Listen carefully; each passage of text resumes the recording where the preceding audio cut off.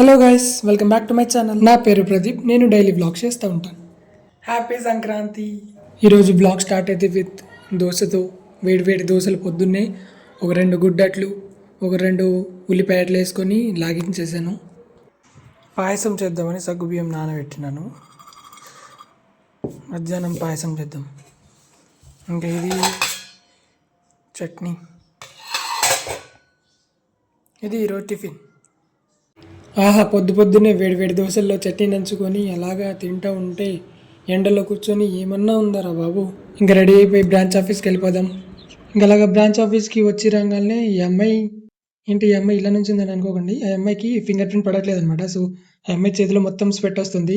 పోయి ఎండలో నుంచోమని చెప్పిన, అందుకని ఎండలో నుంచింది కొద్దిసేపు ఆడడానికి.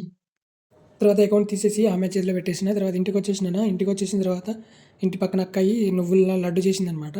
అది తెచ్చిచ్చినారు. జానుకి గొంతు పాడైపోయింది. అసలు జాను గొంతులానే లేదు, అసలు అబ్బాయి గొంతులా వస్తుంది.